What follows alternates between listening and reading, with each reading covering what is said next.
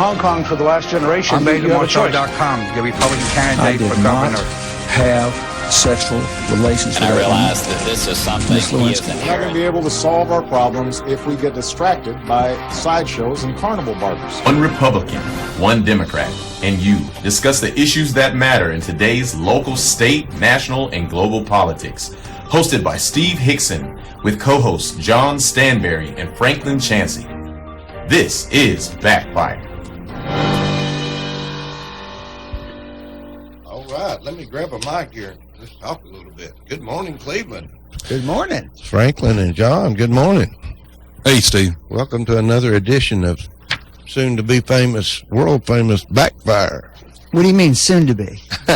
We aren't already? I thought it was a done deal. Yeah, I tell you, it amazes me every week. People that come up to me and say, "Oh yeah, I listen to Backfire. I listen to Backfire." It's amazing. I had a preacher at a funeral the other day. He said, "Yeah, I just love the show." In fact, I heard that because of discontent with other sources, that the GOP was actually considering asking John and I to moderate the next Republican debate. Well, maybe me. Yeah. Oh, that's right. Only friendly question. Well, one thing about it, it would at least you'd have some questions asked, possibly. I don't know that Larry Moe and Curley at the Democratic debate, they didn't have it. They didn't have to do much answering. Mm-hmm. What do you think, John? Well, I don't know. I think what you feel was your best hair day in the last year was that was an important question. Well, it's hard to flub that, isn't it?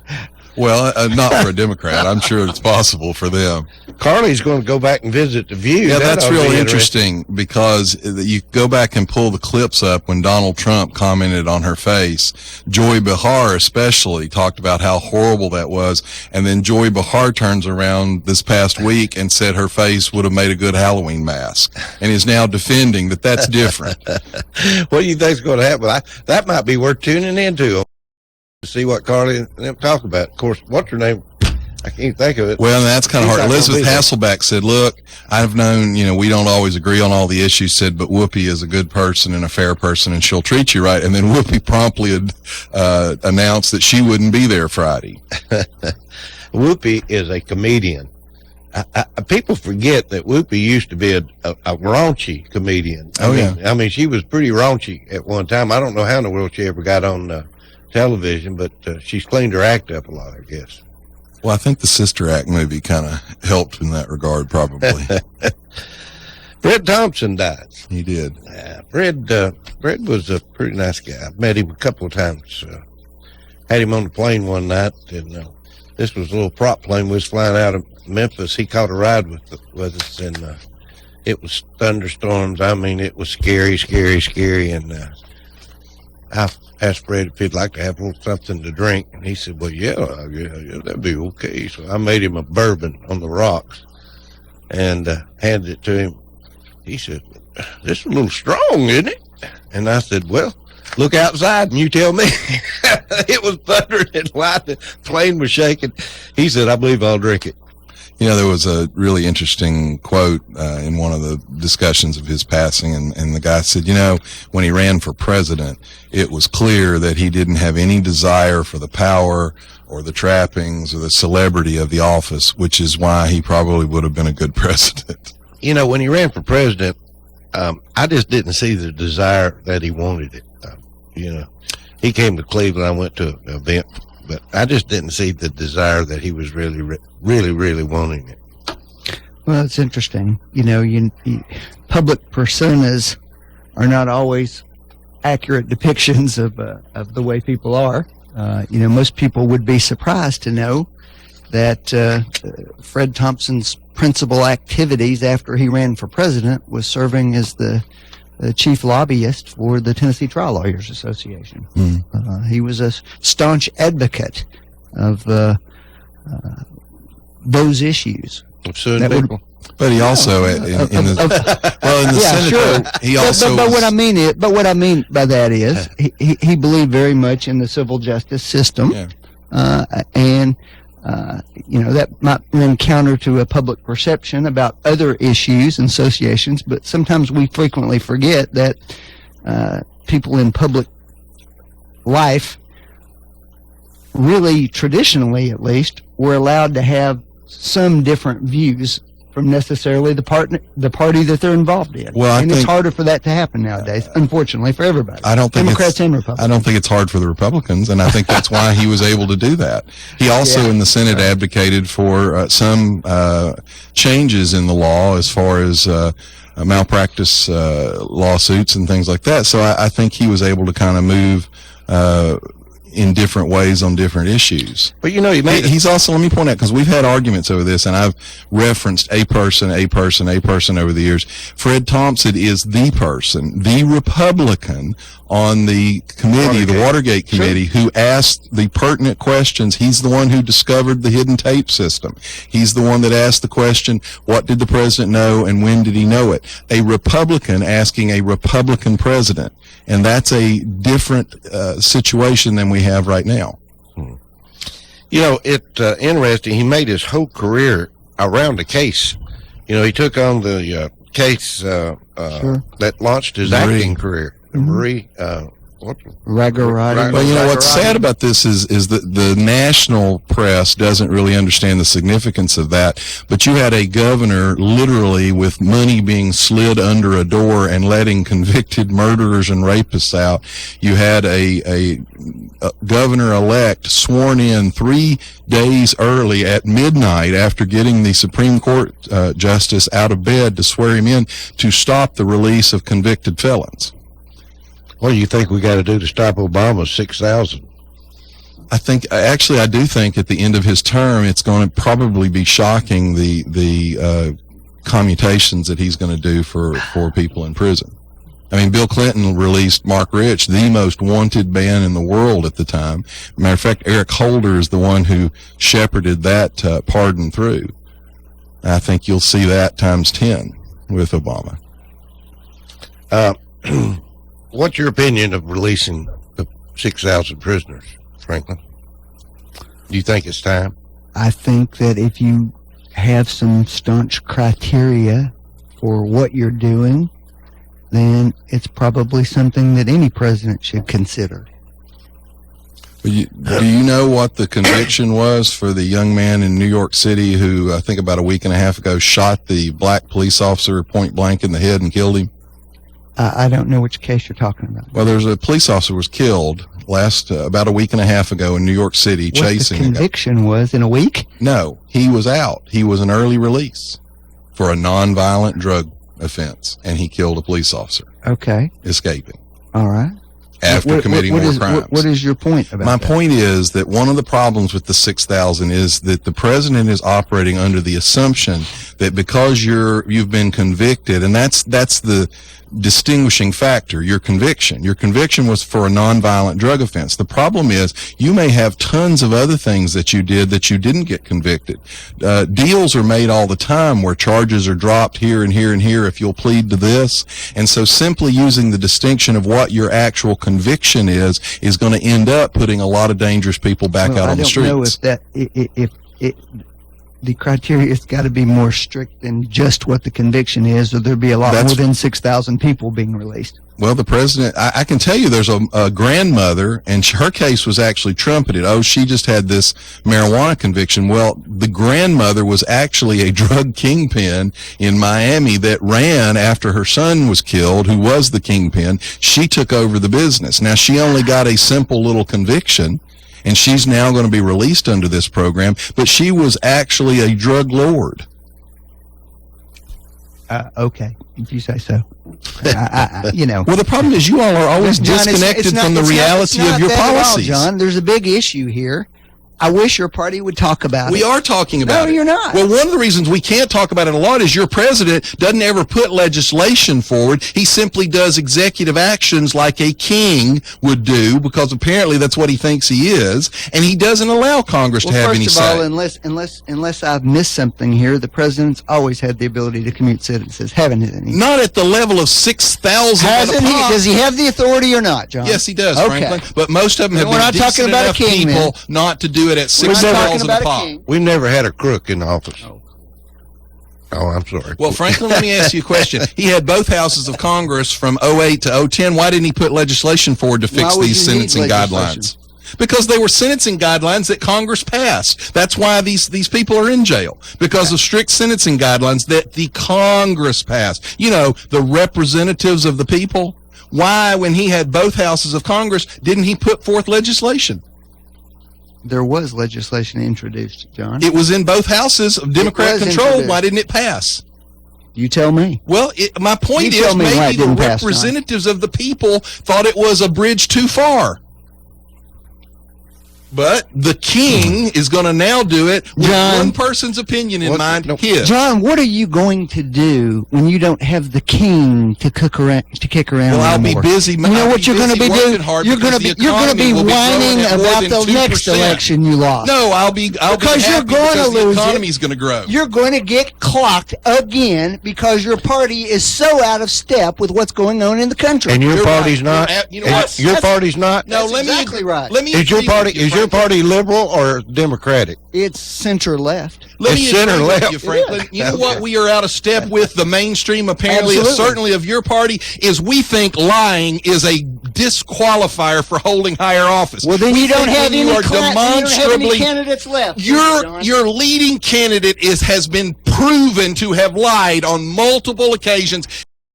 And your party Who is simply your don't leading care. candidate, John? And Who right is now it? it's Ben Carson. Okay. You know, a black man. Oh, by the way, I'm glad we got to that because MSNBC is now calling him a safe Negro and a token. So all of your good progressive liberals. MSNBC calls him a safe Negro and a token. Yes, sir. Would you like me to read it to you? Yeah, please do, John. Go ahead and read it, and Here then we let's go. check out what your source is again. Here we go. Well, Franklin, actually, Because it's always the backstory with John's stories is where he got the information. well, right here is the screen capture from MSNBC where the lady was saying it, that he was a safe Negro. Did MSNBC say that, or did somebody on some program say What? There's the lawyer for you, No, folks. it's not. Okay, so MSNBC puts an gracious, expert John. on. They put someone that's claiming to be an expert, and they allow her to say this, but they're not liable for what she said, right?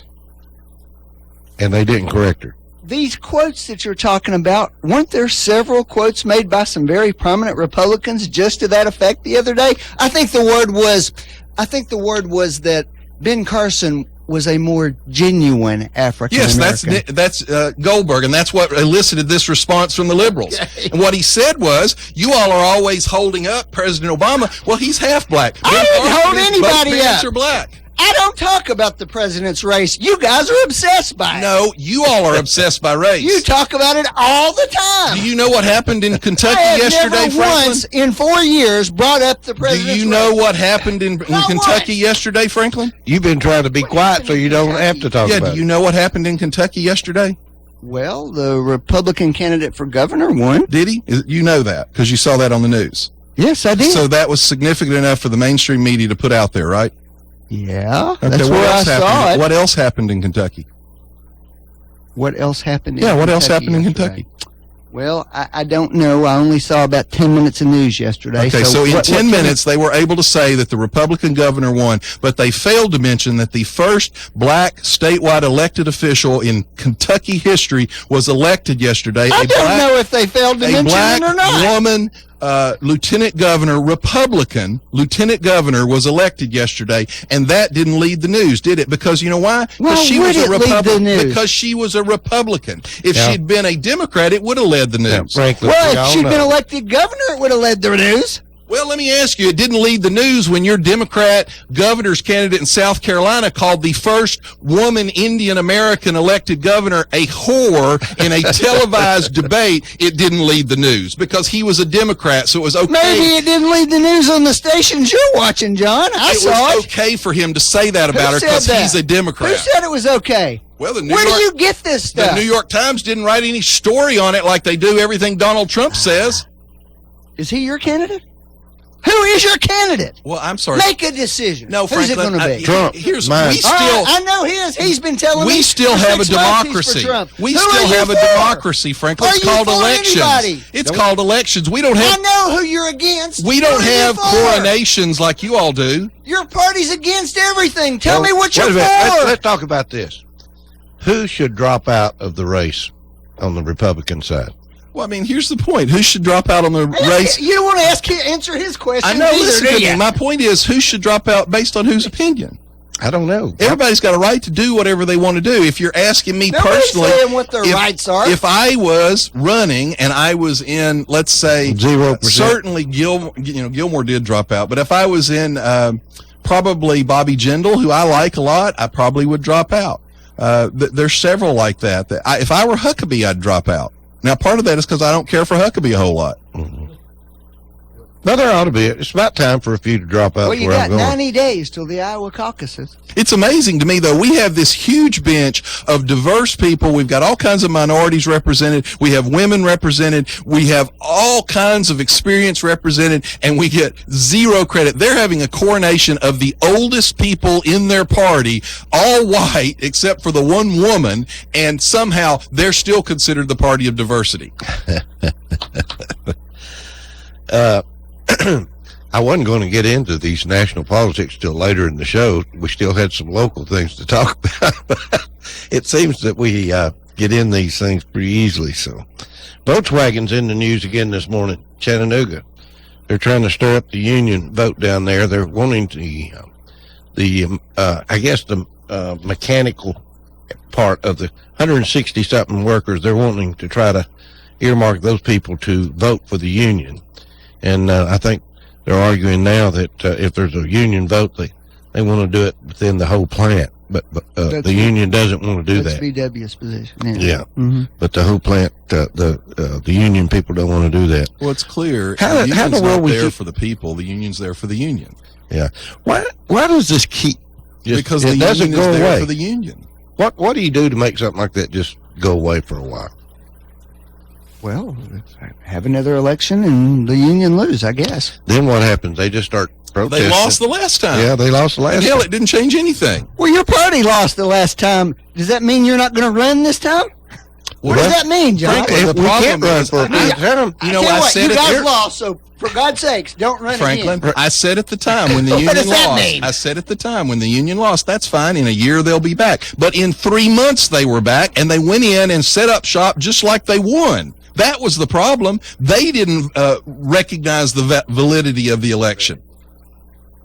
I got something. Put your headsets on. I've got something I got to play here. This will stir you up a little bit. Let's get John going. Have you noticed that every one of these candidates say, Obama's weak.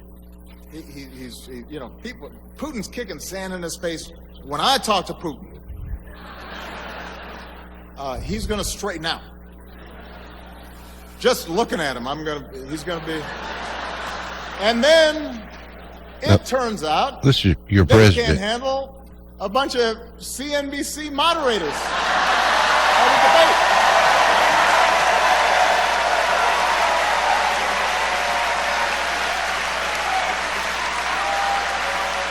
debate. What do you think about the CNBC moderators, Franklin? I think the format of the debates is a joke. I don't think it's any different than Megyn Kelly starting off with, reciting all of Donald Trump's quotes about women, like she did. Yeah. It's the same thing. You can say it's not a very substantive discussion. I agree it's not a very substantive discussion. I don't think it's possible to have one with that many people up on a stage.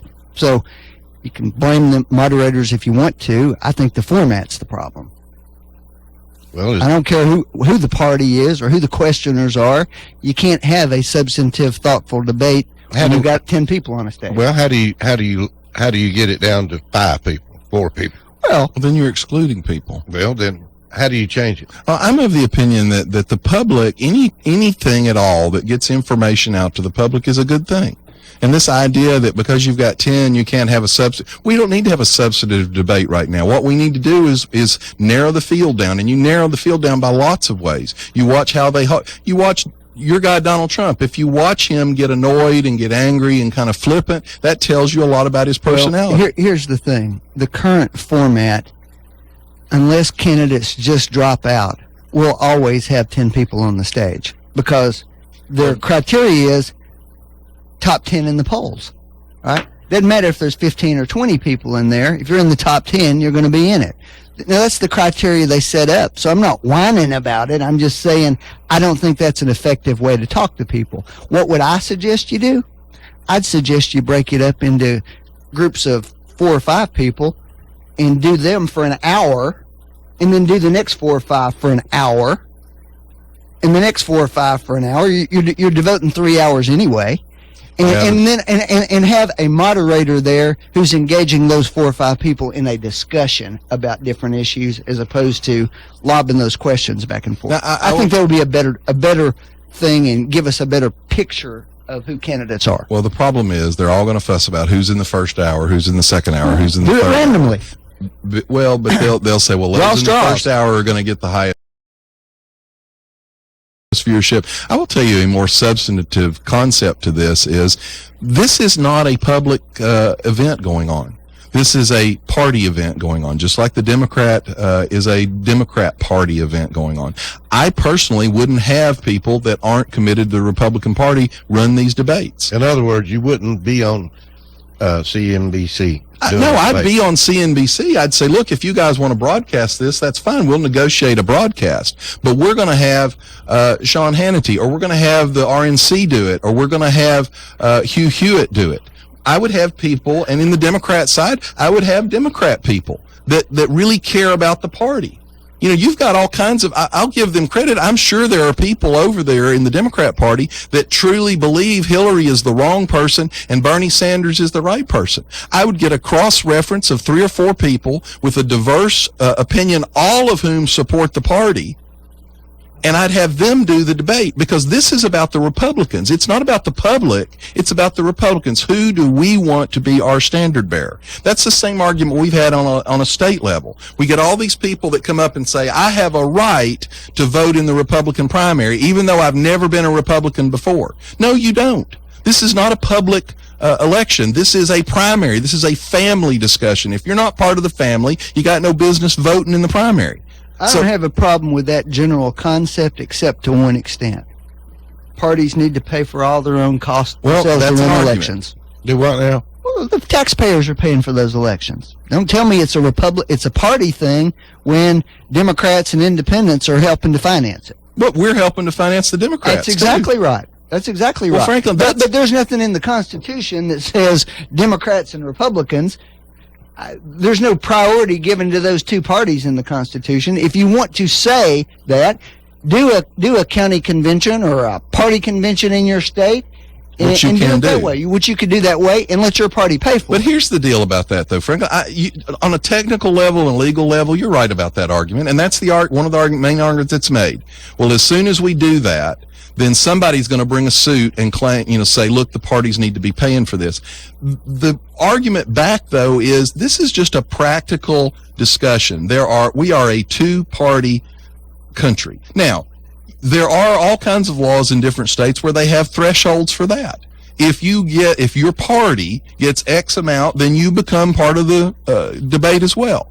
So I would disagree from the standpoint of, I'm okay saying the Republicans and the Democrats are the 2 major parties, and that's how we run this country.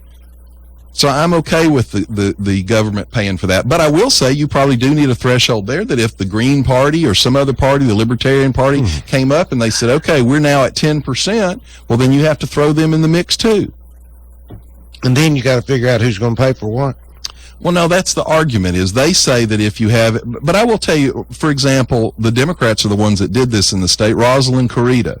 They got mad at Rosalind Carita, a black woman state senator from Memphis, who voted for Ron Ramsey because she said Lieutenant Governor Wilder was basically not mentally competent. And from what I understand, he probably wasn't. And so she voted for Ron Ramsey, and Ron was elected lieutenant governor. Well, the Democrat Party got pissed at her. And so they get a guy to run against her, and they have a really hot race. And she beats him. She beats him by about, I think it was 30 votes. It was close, very close. The state Democrat Executive Committee voted to void that election, took her nomination away from her, a black woman, and gave it to a white man. And legally, there was nothing you could do about it because it is a function of the party. So even with our system, Franklin, you had all of what you just said. Okay, the taxpayer's going to pay for it. They still just voided it and said we're going to do what we want anyway. How do you fix that? Make the parties pay for their own primaries. Period.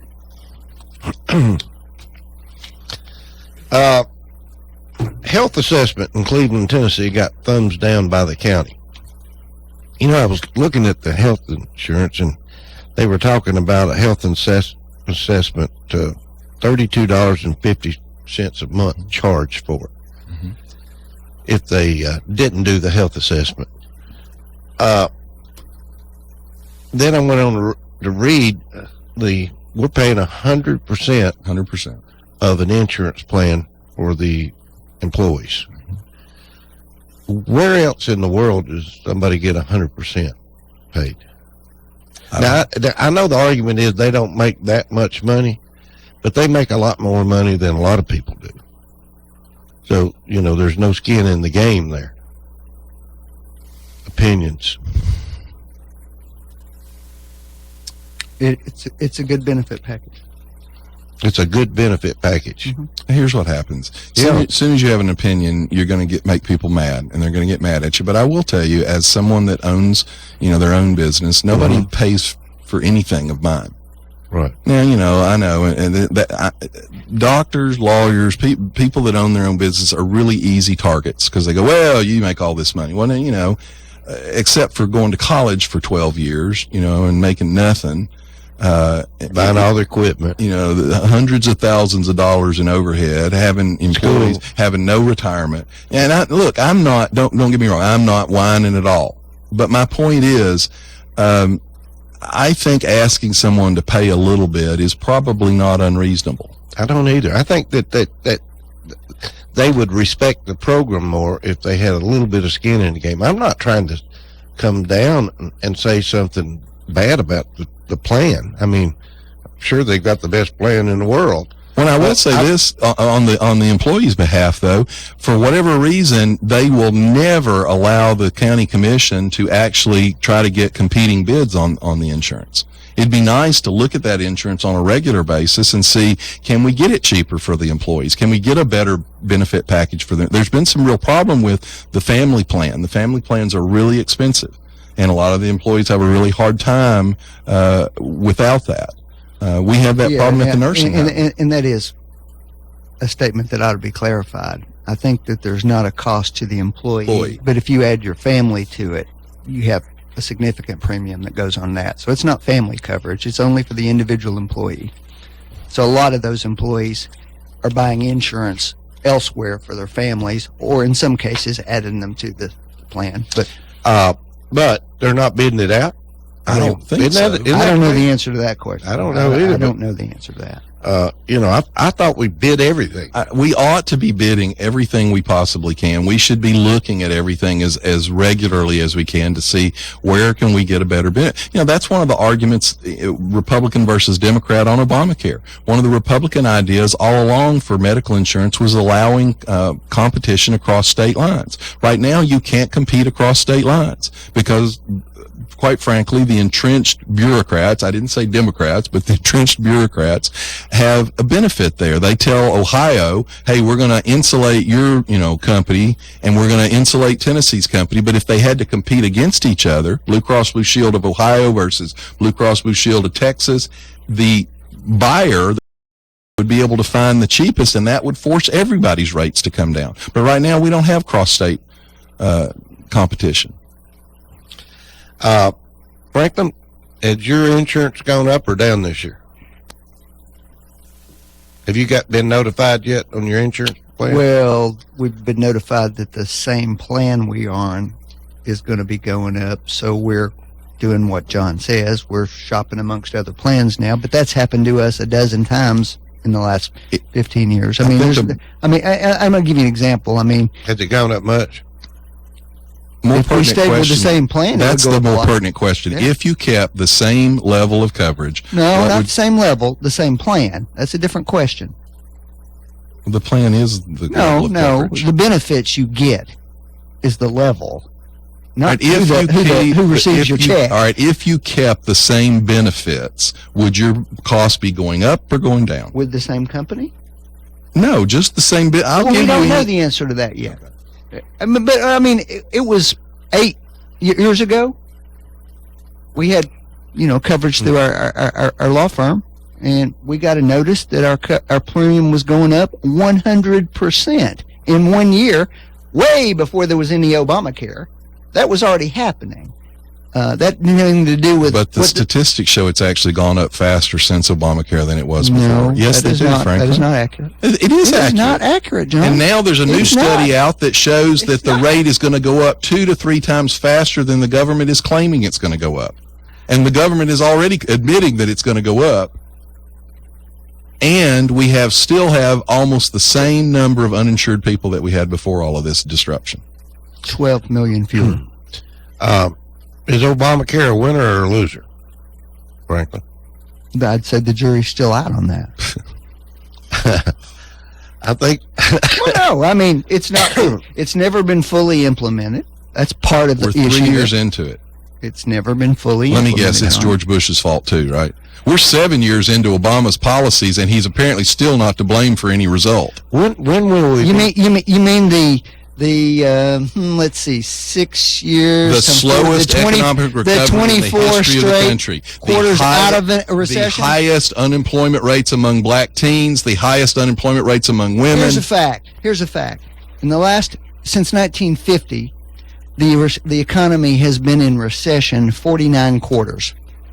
41 of those happened while Republicans were in the presidency. 41 out of 49. Amazing. Yeah, because that's got to be a statistical anomaly. You're right, Franklin, because we always have to come in and fix the mess the Democrats had created. Apparently, you don't get to do it very often. Because once we get it fixed, the public forgets and goes, let's go back to the same idiotic socialist redistribution policies that got us in this mess in the first place.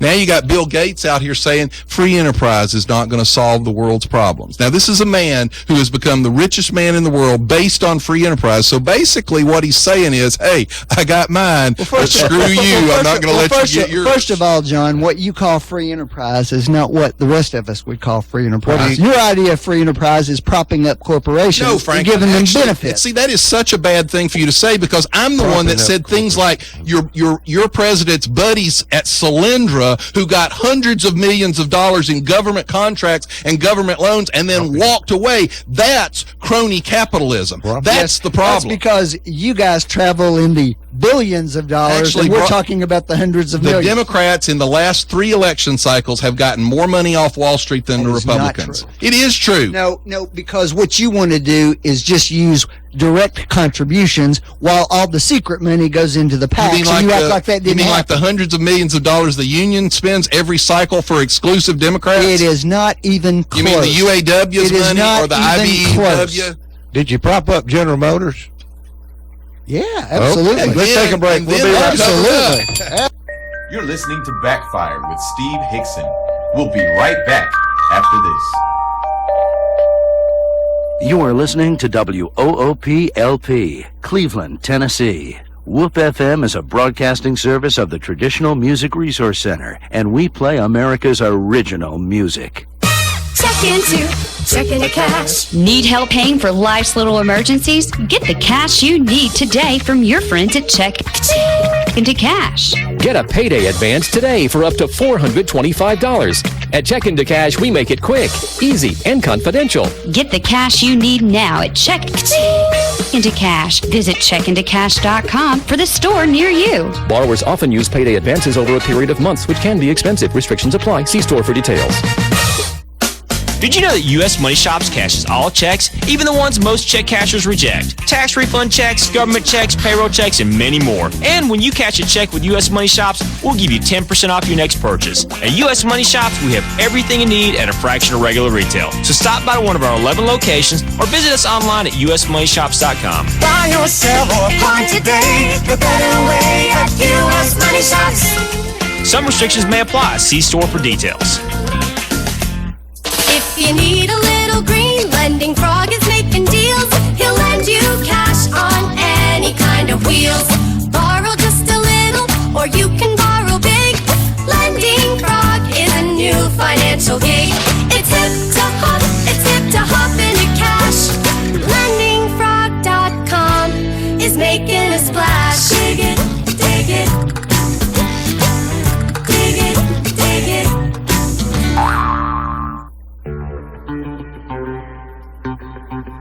Teamsters. This is Johnny B. Jonesy, and I'm located at the Checking the Cash off Treasury Drive. That's next to the new Walmart, right between Cato's and the Tanny Company. Come visit me if you're in a financial pinch. We offer products all the way up to $425 on our payday advances, $2,500 on our title loans, and $4,000 on our line of credit.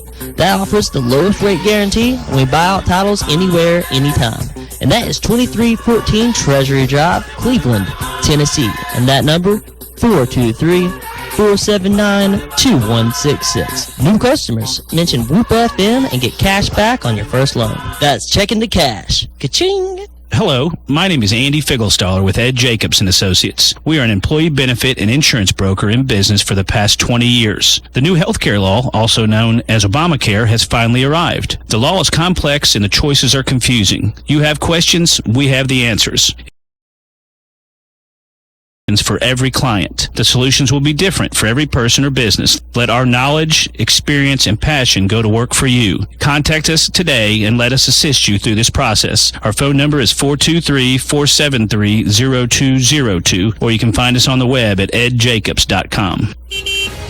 At Buy Here, Pay Here USA, we don't just sell cars, we buy them. Bring your car, truck, or SUV down to Buy Here, Pay Here USA, and we'll give you a free appraisal with no obligation. We pay top dollar for most cars, so before you trade in your vehicle, come see us for an appraisal. At Buy Here, Pay Here USA, we pay the most for your car.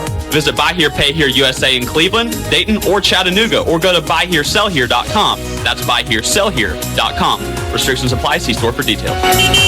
No dealers allowed. Jackson Catnapper, family owned and operated in Cleveland since 1933, offering the best with over 70 styles of recliners, sofas, electronic lift chairs, full living room packages. Call Mike now at 961-7239 because Jackson Catnapper now offers sales to the public every Saturday. That's right, every Saturday. From 8 in the morning to 1 in the afternoon. Or call Mike at 961-7239. Or go see him every Saturday at 1911 King Edward Avenue, just across from the main plant. Jackson Catnapper, family owned and operated in Cleveland since 1933. 961-7239. No dealers allowed. Wheeler Technologies has moved. Visit them at their new location at 490 Grove Avenue Southwest next to Bradley Rentals. Same great folks, same great service with a better location to serve you. Call Wheeler Technologies for voice, data, and security needs at 664-TECH. That's 664-8324. And remember, depend on Wheeler Technologies for the current time and temperature every day at 476-1111. Tennessee Alarm Contractor C1750. Train Endurance Engineers are an elite group of extremely devoted individuals who stop at nothing to push our heating and cooling units to the brink. That way, when they pick up the pieces, they'll know exactly how to make the Train we install in your home even more reliable. Right now, their target is a Train AC unit. Test the control. Fire up the pitching machine. Their methods may seem unconventional. Okay, cue the jackhammers. But it's because of their tireless efforts that it's hard to stop a Train. When you want an unconventionally efficient heating and air unit that keeps your home right in the comfort zone day in and day out, nothing will do but a Train. To get the best Train service, call your local Train comfort specialist. Mechanical Systems, 336-5739. Keeping you comfortable is Mechanical Systems' only business, and they've been providing high-quality service and installations for more than 30 years. Mechanical Systems, 336-5739. That's 336-5739. It's hard to stop a Train. Really hard. There goes the myth again. You're listening to Backfire with Steve Hickson on Whoop FM. Call 423-614-5553 to join in on the conversation. Now, back to Backfire. All right, welcome back. Welcome back to the second half of this edition of Backfire. We've got a caller on the line, guys. Let's take it. Go ahead, caller. You're live. Good morning, Steve, John, and Franklin. Hey, buddy. Good morning.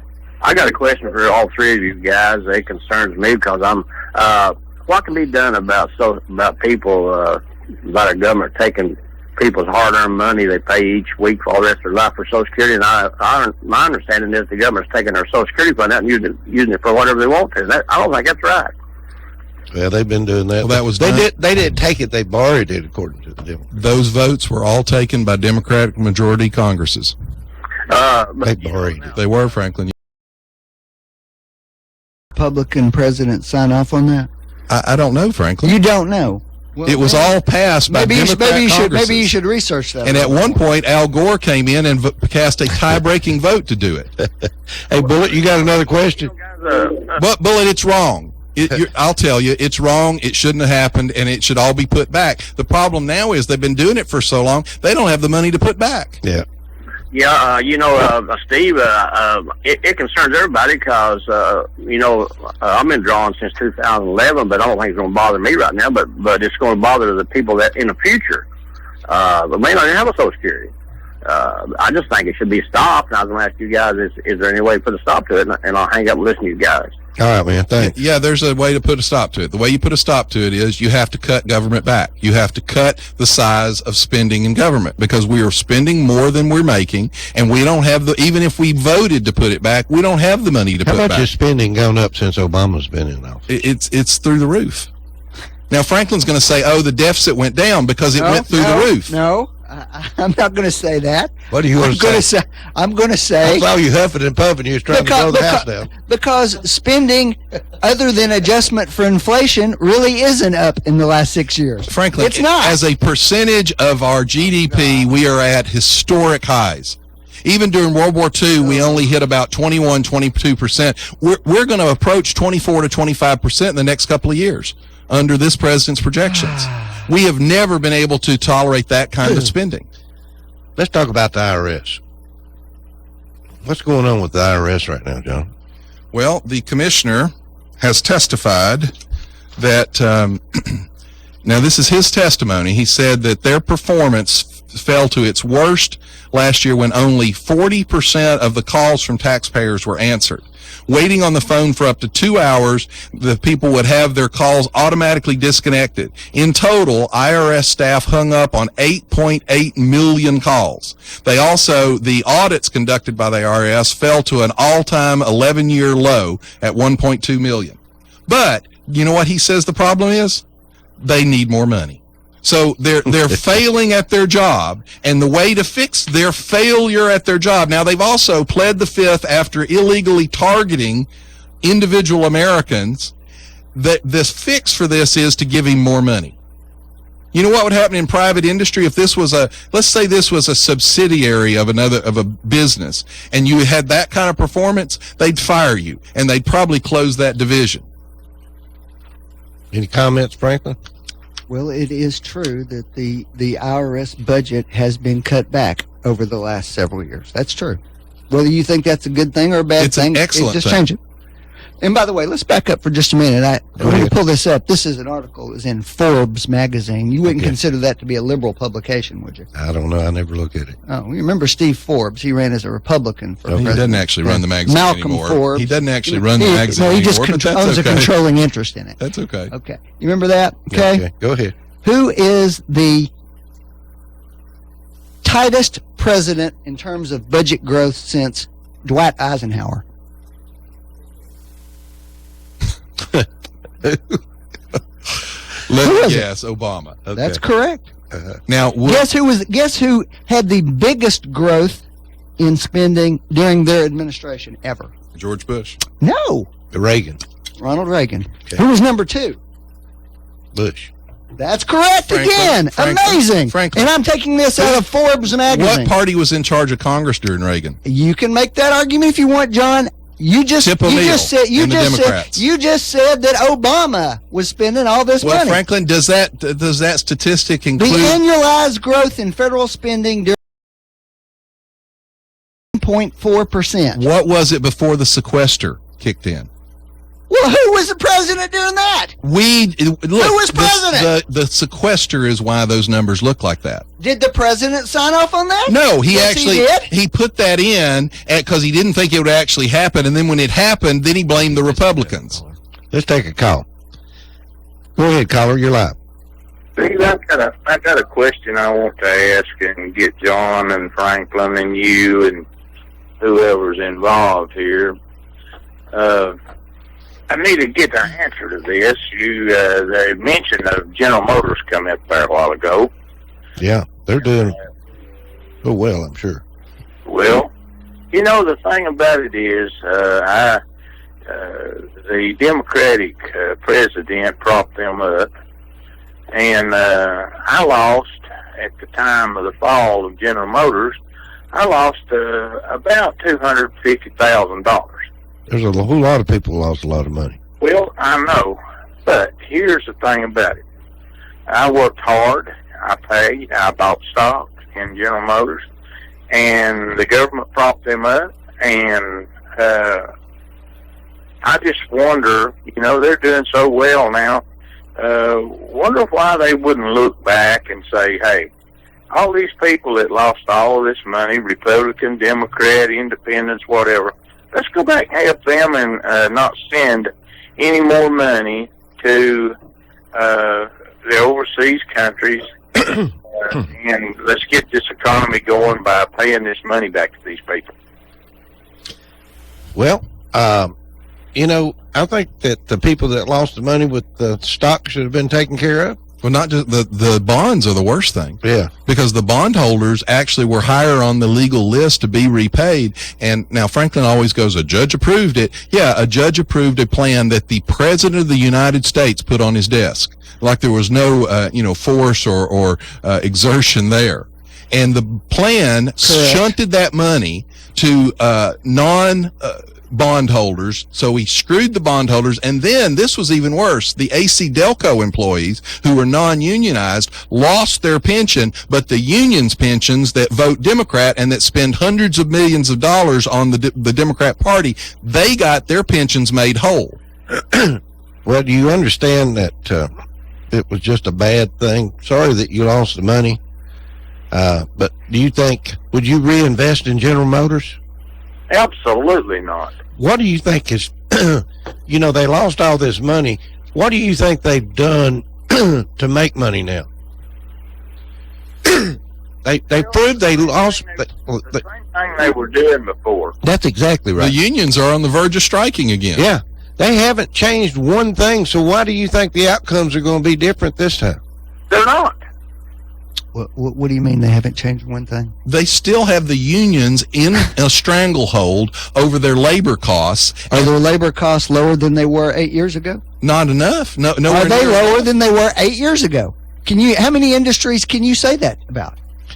That pay less now than they did 8 years ago? Well, let me ask you something. What do you mean nothing's 8 changed? years ago, were they paid too much? I don't know. Well, Franklin, Ford Motor They Company. were making more than the people buying the cars were. Maybe they Actually, should have been making better cars. No, wait a minute. The problem with General You mean Motors, cars with ignition switches that kill people, that the government actually allows them to cover up, and then no one is charged with any crime? People died over a illegal cover-up of faulty ignition switches, and the Justice Department prosecuted no one? the problem with the car industry, Franklin, is, you know, they had people making $20 an hour that were trying to buy these cars from people that was making $40 an hour. Okay? That don't work in this economy. Oh, and by the way, this push for the minimum wage to go up to $15, one of the main drivers of that are the unions, because most union contracts are based on multiples of the minimum wage. So if the minimum wage, let's say it goes up $5, and you have a union contract that says your guys make 3 times the minimum wage, your guy gets a $15 an hour raise. Kyle, are you still here? Yes, I'm still here. Anything else? Yeah, the thing about it is you're going to have to stop and look at this thing, too. They keep dabbling. The union keeps dabbling in this thing in Volkswagen and Chattanooga. Mm-hmm. You wait and see what I tell you. And today, you can write this down on the green wall up there in the studio or whatever. They keep messing with the union keeps messing with Volkswagen. The Volkswagen people are in trouble already. And if this will be a ghost town down there one of these days, and all of those jobs that they have worked hard to get down there will be abolished. I agree with you. I'm gone. See, man. Thanks. I totally agree with him. What's your opinion, John? I think he's right. Yeah. You know, they'll kill the goose that laid the golden egg. Anyway, excuse me, we were talking about the IRS a few minutes ago. Did we finish that conversation? Yeah, they're incompetent, but they want more money. All right. What happened in Ohio last night? Has anybody heard? They had a vote on marijuana last night. I hadn't heard. I didn't even know they had a vote on it. They voted it down. They voted it down. It was supposed to have been a close vote. Does anybody know how close it was?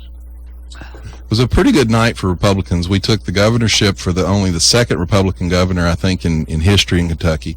Elected the first black woman to statewide office in Kentucky as the lieutenant governor. We held the Virginia Senate, which there was concern that we would lose the Virginia Senate, which is going to be a really important thing in the presidential election. All right, I want to bring this up. This is something I saw Mr. Obama talking about this week, and I just thought I'd bring it up this morning. He was talking about and bragging on himself of how he has helped. He bragged on himself? Racial issues. Surely not. During his term. Do you think that he's helped or hurt racial issues in America, Franklin? Well, I suppose that depends on who you're talking to. I'm talking to you. I think he has brought some things up for discussion that we ought to be talking about. According to the polling data, he's made it worse. I mean, he was bragging about it to himself. The man is unmoored from reality. Yeah. This is the same people, he and John Kerry, that say the world is a safer place right now.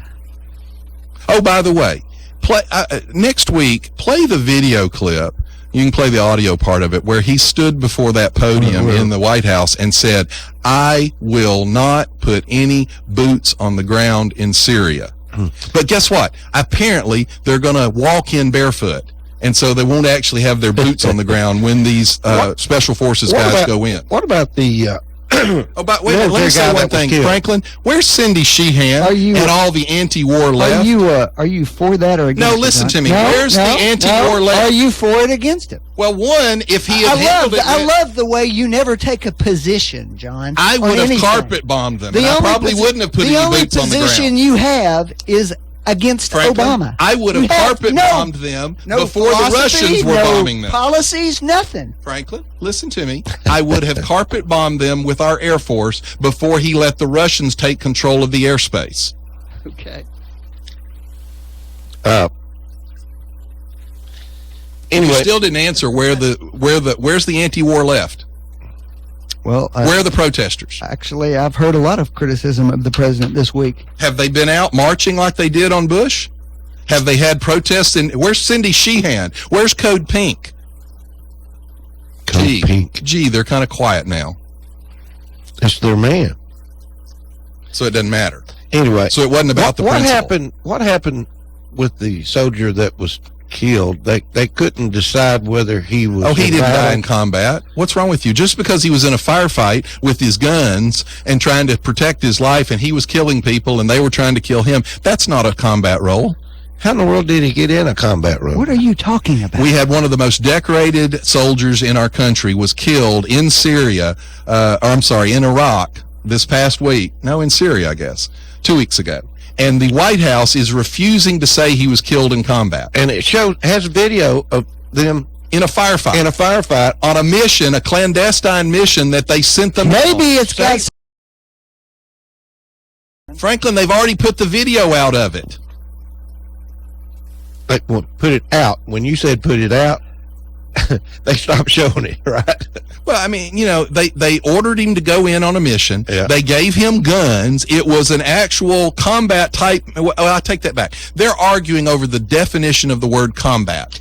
He's supposed to have been teaching them how to fight over there, right? Yeah, well, that's what he was officially over there for. But this mission was a raid on a prison. They were they captured a bunch of prisoners. It was a raid on an Al-Qaeda prison. Mm-hmm. They sent them in, and they ended up in a firefight, and he was killed, and this White House is not going to call it a combat death.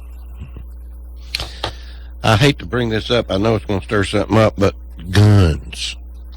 Hillary's new she's not backing off. She's for... Now, folks, let me explain something to you. She is not backing off on her comments that she wants an Australian approach. Australia forcibly took guns away from people and destroyed them. Oh, Lord. They confiscated the guns and destroyed them.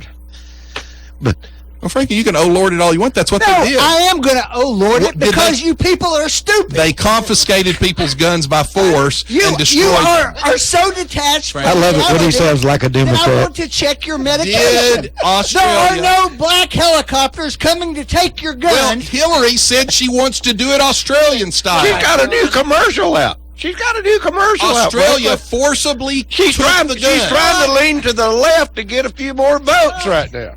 She's trying to lean to the left. She's showing how left she is to get the votes. That's You why people Bernie's are losing. so detached from reality. Bernie's There's a losing reason ground you're going because to get Hillary's blocked in getting this on her. election. All right, let me ask Because you're Franklin. crazy. Franklin, are you familiar with what Australia did? Yes or no? I'm familiar with the proposals she's made. That wasn't my question. And are you familiar Franklin, with them? do you know what Australia did? No, John, I don't know what Australia They did. passed a law outlawing the ownership of the gun. I guess they put some shrimp on the Barbie and had a Foster's. They had a list. They confiscated the guns. They piled them in a big pile. And Hillary and wants they- us all to go back to throwing boomerangs instead of guns. No, because no, that's not what they no, do in Franklin. No, Australia. here's the point. Not all of us. Her people will have guns. Her guards will have guns. It's just us commoners that won't have them. She does have a new commercial out right now. Let me, before John gets wound up and starts yelling, the bottom line on it is she's trying. I just shake my head. It's so bizarrely detached from reality. No. Here's the deal. It's politics. There is no comment It's politics. on it. She's trying to go further left to get some more Bernie's votes. Okay. Now then, she went and visited the families of the black guys that got killed. That was thugs. She went and visited those. That's to rear up some more black votes. She's going. Dividing America She's just like politics. Obama did. She's dividing America to get her votes. Let's take a call. Go ahead, caller. You're live. Nothing to do with political bullcrap. Oh. Well, you called the wrong show, mister. No, I've got you some breaking news here from your roving reporter, Super Dave. Okay. All right. There's a hot air balloon on North Ocoee Street going down right now as we speak. Yeah. The Boys and Girls Club is going to be riding on it today. Well, I just wondered, they're awful close to the trees over here. Well, I hope they don't hit none. But I know some of the people from the Boys and Girls Club is going to be riding on that balloon today. In fact, I was invited to go. I might do it. Well, I'll tell you right now, though, Ball, this Now, if you go, there'll be fewer people in the basket. No, the balloon probably won't go as high. he's trying to land right now, but I'm telling you right now, he's in a clump of trees, and he's going down slowly. It's a good thing there's not a drop of wind, but it looked like he was fixing to slide in the trees right there. Where is he located right now? If you go in the back side of the old Bilo Shopping Center off North Ocoee, right here where Blythewood or whatever. Oh, he's going out to Little Old Fort to get breakfast.